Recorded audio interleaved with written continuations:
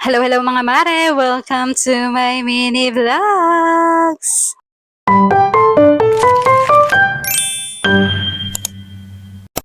Hindi na naman nga mga mare mapakali itong babae na to. Kaya ayan, pati yung nananahimik na mga picture frame pinagtatanggal. Siyempre pagtapos matanggalin, abay, linisin mo din. Naka-video tayo kaya kailangan malinis. Ganun. Charis. Anyways, flex ko lang mga mare sa inyo itong spray na ginagamit ko dito sa wall. Napakaganda nga nito mga mami, napaka-convenient niyang gamitin. Tapos naiikot pa yan up to 360 kaya kahit yung mga sulok-sulok nyo malilinis dyan. At ang maganda nga dito mga mare, microfiber na nga yung pinaka-mapcloth niya kaya naman mabilis rin siya makatuyo. Pero wag ka mga mi, 100 plus lang yan. Check nyo yung comment section, nandyan ko ilalagay yung link. Sabi ko nga kay Mr. dito, hagisan ako ng basahan. Aba, ang hinagis sa akin ay yung damit ko. Mukha na daw kasing basahan yung damit ko. Charis. Anyways, nandito na nga tayo mga mare sa pagkakabit. Ang dami pa kasing chika nitong babae na to. Ang ikakabit ko nga dito mga mare, itong family wall decor. May kasama na nga rin itong mga mare na adhesive tape, kaya ayan, ididikit nyo na lang sa bawat sulok na. Inuna ko nga mga mare itong nasa gitna para magpantay nga yung dalawang side pag kinabit ko. Kaya may sekretary pa nga mga may taga-abot pa yan siya.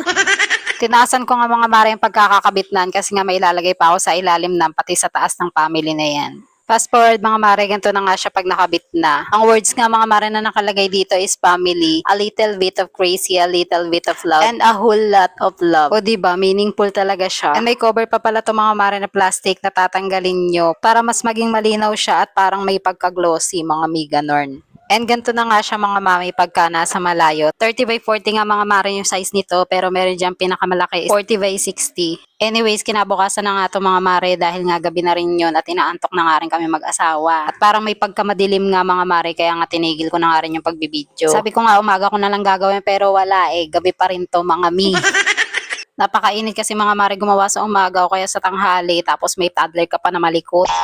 Anyways, ito nga mga mare ikakabit ko dito, ito nga magnetic picture frame. Hindi na nga ako mga mare bumili ng babasagin kasi nga may toddler ako, baka biglang malaglag nga at mabasag pa nga. Ang size nito mga mare, yung pinakamalaki, ito nga yung A3. Ay maganda dito mga mare, self-adhesive na rin siya. Ayan, sobrang dikit. Tatanggalin nyo nga lang yung mga mare, yung parang papel dyan. Tapos ayan, didikit na yan sa wall nyo. Make sure nyo lang mga mami na talagang didikit nyo siyang maigi kasi nga para hindi nga rin malaglag. Anyways, ito nga tong maliit. Ang size naman nito mga mare is A4. Ang maganda pa dito mga mami, kahit natuklapin mo siya, hindi sasama yung pintura na galing dun sa wall. Di bali pa tayo naman mga mare yung style na ginawa ko dito. Napakamura nga lang din ito mga mami, buy 3 take 2 na nga yung matatanggap nyo. Di bali 5 pieces na yan mga mami na dadating sa inyo. Basta piliin nyo lang dyan sa buy ratio niya, buy 3 take 2. Meron dyan buy piece din. And may ibang color din ito mga mare na pamimilian. And marami din dyan iba't ibang size. Kayo na bahala kung anong trip nyo. At nang matapos ko na nga mga mare ipagdidikit, ayan ilalagay ko na nga rin itong mga picture. Pero don't worry mga mare, hindi naman niya malalaglag kasi magnet yung bawat side lahat na. Kaya nagustuhan ko rin to mga mare kasi nga hindi na ako magbubutas pa ng pader o dingding para lang magkaroon ng picture frame. Lalo na't nasa apartment kami mga mare, nakakahiya naman sa landlord namin kung maraming butas yung maiiwan namin pag kami umalis na. Anyways, ito nga mga maring wallet size na feature. Nilagyan ko nga lang bawat likod na ng adhesive tape kasi nga nalalaglag doon sa A3. Kasi masyado nga siyang maliit. Ang mali ko nga mga mare, dapat pala kinulage ko muna siya at bago ko siya ipaprint para saktuhan lang siya doon sa A3 na size. And natatawa pa nga ako dito mga mare kasi nga si Mr. sinabihan na ako bago ko nga ikabit yung pinakamalaki na yan, idikit ko muna nga yung mga picture dyan kasi nga mahihirapan nga ako. Wala, matigas ang ulo ng babae.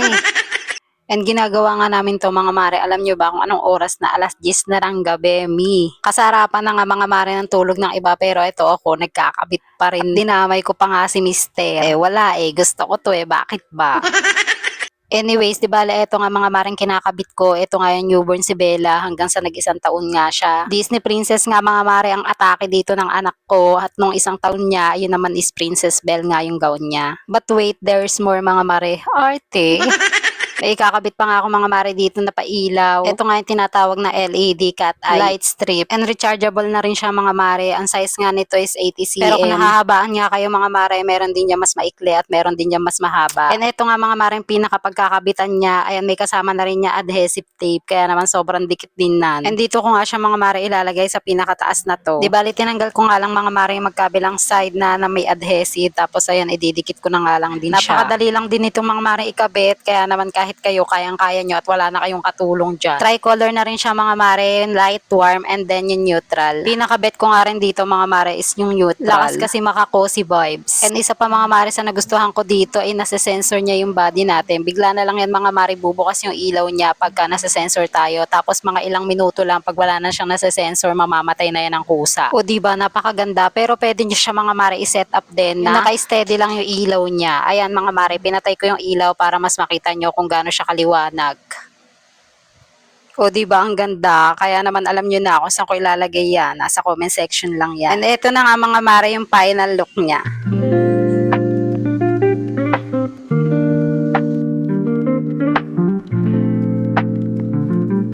At ayun lang mga mare, good night. Thank you for watching. Please like, follow, and share. Bye!